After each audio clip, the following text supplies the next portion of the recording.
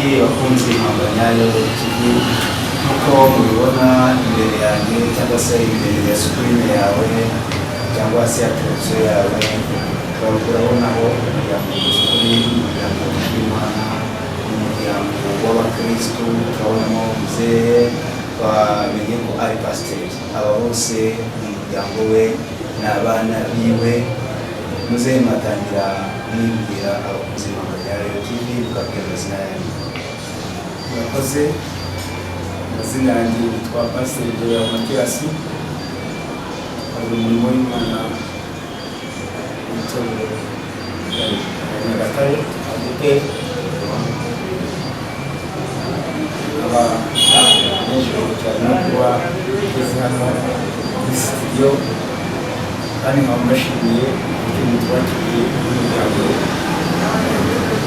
murakoze cyane kuri Rwandasi murakoze kwishimira Rwanda mwatangira rero mu by'ukuri gusenga Imana kuba Imana dusenge. Imana ya Data wa twese uri mu ijuru, uri Imana y'amahoro, uri Imana igira neza, uri Imana ivuga bikaba, yategeka bigakomera. Turagushimiye ineza yawe itarondoreka kubungira ubwoko bwawe. Mwami muba watoranije, waradutoranije kandi uraturinda kandi utwemerera gukora umurimo wawe no kujya tukuvugira. Nuko tugushimiye ko uyu mwanya utwemereye kuboneka hano muri studio, kandi Mwami Imana tugushimiye ko utwemereye kuba turi kumwe n'umuryango wanjye. Nuko ndagushimiye rero ugiye kubana natwe mu biganiro tugiye kugirira hano, kandi ukomeze kuturindisha imbaraga zawe. Urakoze kuko ugiye kuturindiza umwuka wera akabana natwe. Byose tubisabye Imana twizeye izina ry'Umwami wacu Yesu Kristo, amen. iza kabazo kamunsi ninde muri mwebwe waba warakiriye Yesu Kristo umwami n'umukiza bwanyu? Urakoze, kuko n'ubundi ubona njye umupapa w'abo bana, hanyuma njye wakiriye agakiza bwa mbere, hanyuma n'umudamu wanjye tumaze kwakira agakiza n'abana tubatoza kunyura muri iyo nzira, barabyemera dukomeza kugendana muri iyo nzira, ari nayo dukomeje na n'uyu munsi. Nuko mbese murakoze cyane. Ambise ngira amatsiko aba bose bivuze ngo nababwire ubutumwa bwiza uko bimeze byabwishimira kandi na Yesu agenije yarabwiye ngo sinzasiga n'imfubyi nzabahereza umufasha ngo namara kuza ngo muzabagaho guhamya Yerusalemu n'Iyudaya kugeza ku byose. Yerusalemu kugira ngo nihagire muhira aho umuturage wahereye mu muryango wawe. Mu by'ukuri kuba ari umuryango wa Kristo ufitemo abantu ba Kristo, ntekereza ko tubwire ni iyihe shusho umuryango wawe ufite? kuba ndi mu muryango w'abakristo na pasiteri gukora umurimo w'Imana nk'umupasiteri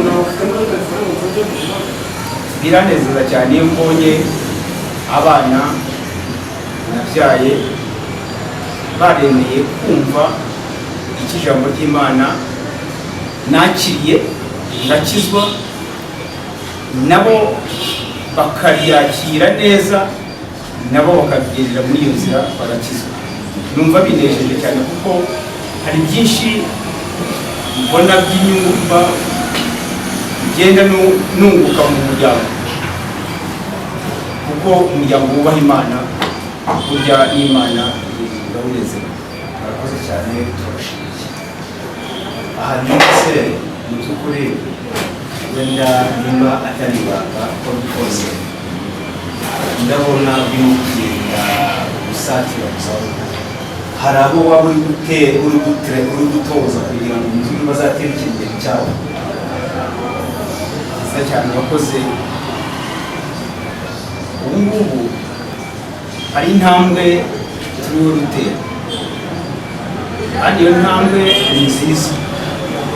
Aba bose uko babona ni abaririmbyi, harimo n'abadiyakoni. Ubwo rero ni intambwe iriho turi kugenda dutera, abana bakagenda. Ubwo bigaragara ko ku cyifuzo cyanjye nifuza ko uko ngenda nsaza bazasigarana uyu murimo bakansimbura, kuko batangiye kuba abadiyakoni kandi bakaba baririmbira Imana, bamfashije kuvuga ubutumwa bwiza. Ndatekereza neza kandi niringira ntashidikanya ko azabonekamo abazasimbura.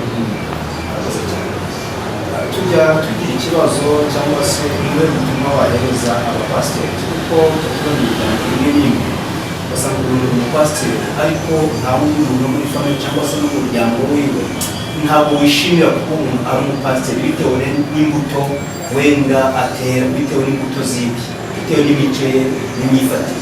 Basanga twaganira n'abana bamwe bati njyewe sinaza gusengera mu bitoro byanjye, mbega sinaba n'umukristo bitewe na papa. Niwe butumwa wabahereza pasiteri ntabwo ise neza. Bimwe mu bisubizo naguha usa nk'uwari ukirasheho, ni ukuvuga ngo bwa mbere na mbere icyo nabwira abapasiteri cyangwa se abakozi b'Imana bagenzi banjye ni uko bajya bagira umwanya wo kuganiriza abana, bakicarana bakaganira, mbega ukabagira inshuti. Ntabwo ugomba kubihunza, ugomba kubaganiriza ukabagira inshuti, hanyuma bityo mu busabane mugenda mugirana niho bagenda babona za mbuto uberera, bagahitamo gukurikira inzira wakurikiye.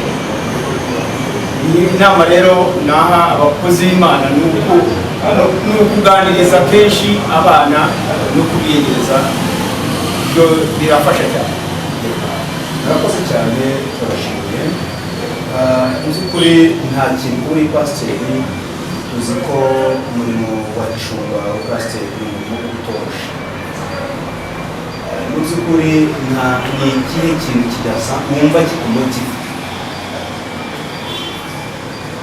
motivasiyo cyangwa se wumva mu by'ukuri kigutera ishaka ryo gukomeza kuba uri pasiteri, ukumva ukabikora wumva bikuryoheye? Hari ikintera kumva nkunze umurimo w'Imana, kikantera kumva nkunze kuba iruhande rw'Imana, nuko Imana yagiye inkura ahantu hakomeye, yagiye inkorera igitangaza nkabibona, yagiye ivugana nanjye, kandi kigeretse kuri ibyo hari twizeye Imana ivuga kandi igasohoza igasohoza isezerano yasezeranyije umuntu. Ntabwo rero Imana twakurikiye ari Imana y'inyabinyoma, ahubwo ni Imana y'ukuri ivuga igasohoza. Byatumye rero nikurikira nanabitoza n'umuryango kugira ngo nabo bahiringire kandi barindire icyo umugambi w'Imana uri cyane. Ugeze uvuga wavuze ngo umuryango wawe n'abaririmbyi, kandi mu by'ukuri ni ibintu byiza cyane kugira umuryango urimo abakristo bangana gutya. Ndabona bose ari abagabo, ndabona mu by'ukuri bose ari abagabo ba Mwuka Wera ndetse n'abagabo mu buryo bw'igihagararo. Reka tubahereze umwanya ubundi turirimbire, twumve koko amajwi yabo ndetse baririmbire Imana tunatwe. Biradutangaza nanuwa bimenye uko biri, ariko iyo nzino kw'Imana ishaka aribyo nkwiye ngo, ariko iyo nzino kw'Imana ishaka aribyo nkwiye ngo. urugendo ntabwo narimenya rwose ariko nzi ko nzamenya ni kuki turizwa n'ibyago biriho kandi ariyo mugiye ni kuki turizwa n'ibyago biriho kandi ariyo mugiye ubu ntegereje kandi nihanganye uzasobanukirwa byose mfite ibyiringiro bifite ubugingo mfite umugabane mfite ibyiringiro bifite ubugingo mfite umugabane nukuri mfite ibyiringiro bifite ubugingo mfite umugabane mfite ibyiringiro bifite ubugingo mfite umugabane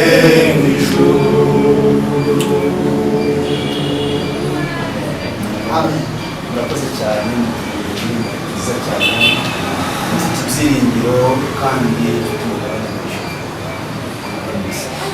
Hano turi ku Mpamba Nyayo TV. Mu by'ukuri nihe mpamba mwahereza impamba twahereza abadukurikiye kuko impamba yacu ikubiye muri iriya ndirimbo tumaze kuririmba. Hari ibintu Imana ikora abantu bose kandi igira ibakorera, ariko kubibona cyangwa se no kubisobanukirwa ntibabisobanukirwe. Ariko hamwe n'uyu muririmbi iby'Imana ikora abantu bakabibona bigaragara nk'ibitangaza. Umuntu wese rero akwiye kwirinda ibitangaza by'Imana akabikomera akavuga ati iki kintu kuba Imana yarandinze, kuba Imana ibaye mu ruhande rwanjye, icyo kintu buri wese akagikomeraho. Ntihagire uwihagararaho ngo avuge ngo niwe wibeshejeho ngo bifite oya.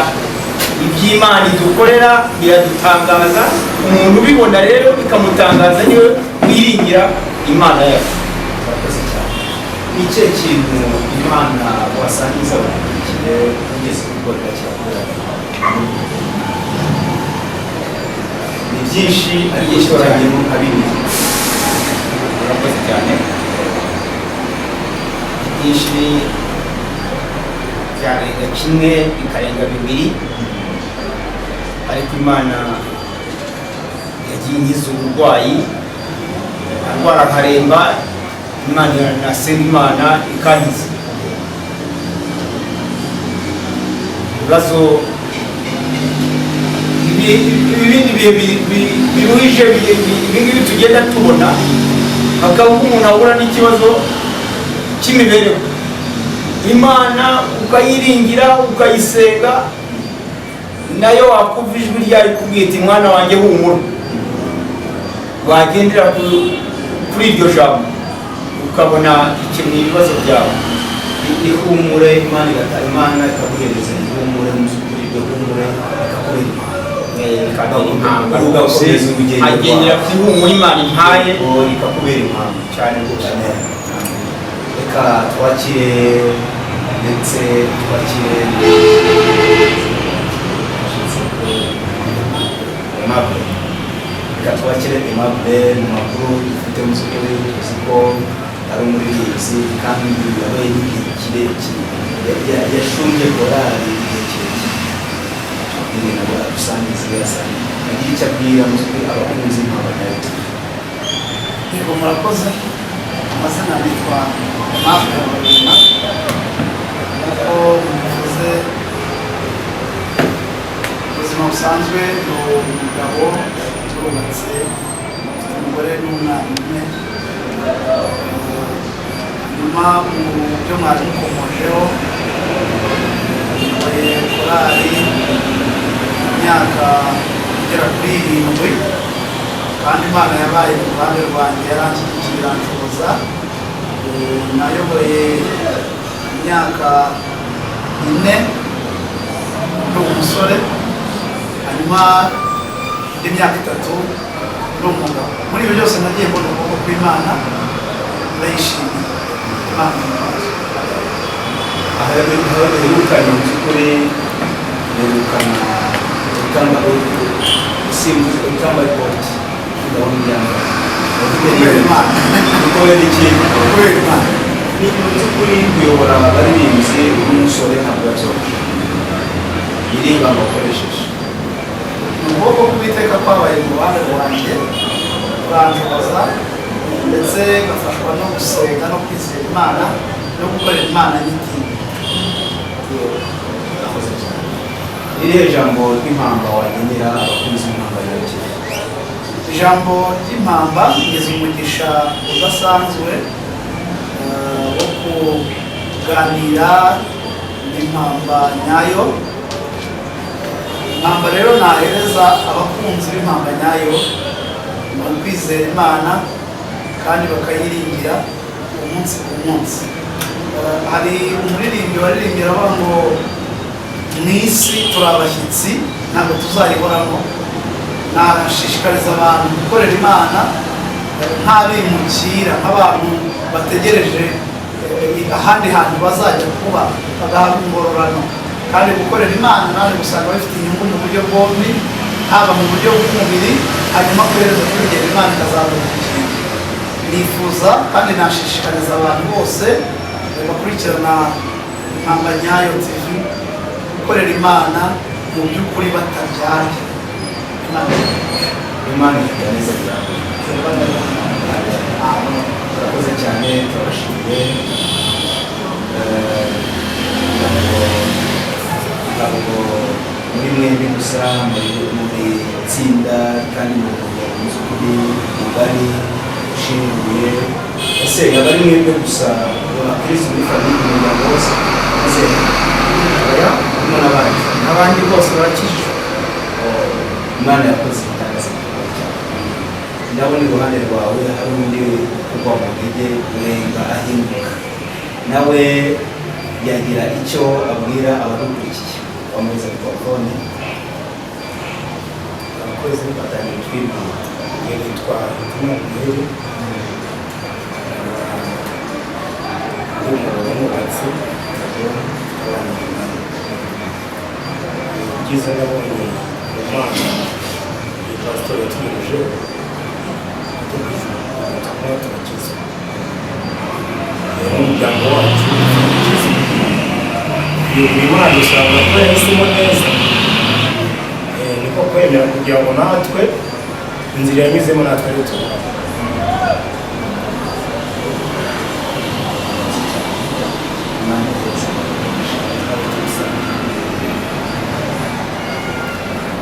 Mwatangira mutwibwira. Murakoze. Amazina yanjye Tito Hakizimana.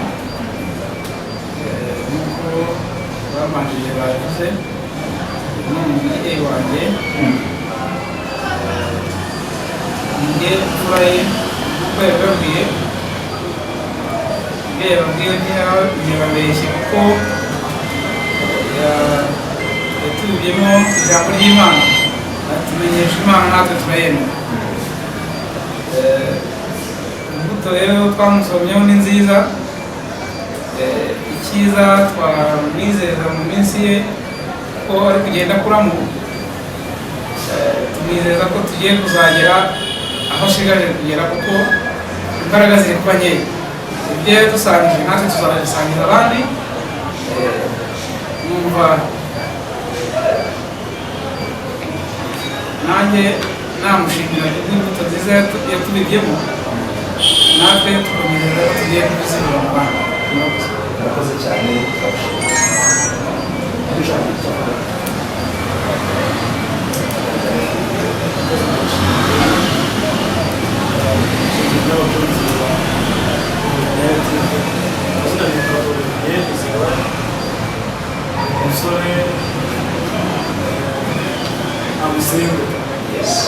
then ni umuhungu wa gatandatu muri uyu muryango.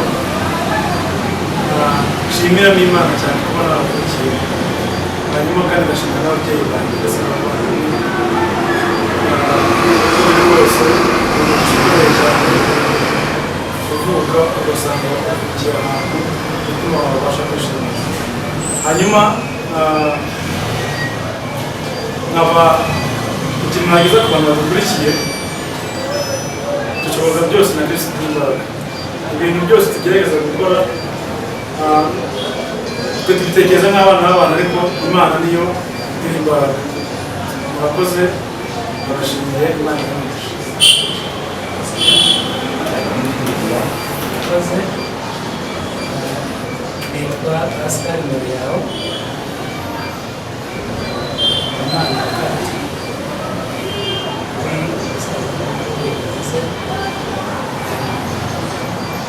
mfite urugo, umugore n'abana. Muri rusange rero abakunzi ba ITV, icya mbere ku ruhande rw'ababyeyi nk'uko yabivuze, ni ukuganiriza abana babo mu buryo butandukanye, mu bujyanama, byaba mu kubagira inama mu buzima busanzwe no mu buzima bwa gikristo. Ikindi ubujyanama bundi bumva atanga ku bakunzi ba ITV, abana kumva ababyeyi babo. Burya umubyeyi ashobora kumva ko umwana we, ariko umwana ntagire umuhate wo kumva inama z'umubyeyi. Nagira inama abana kuva ku mutoya kugera ku mukuru, yaba afite uburwayi atarufite, kumva umubyeyi we ko yanga kumva inama bamugira ntabwo ari inama y'ibikorwa nziza. Murakoze cyane, turabashimiye. Imana ibahe umugisha. Amen.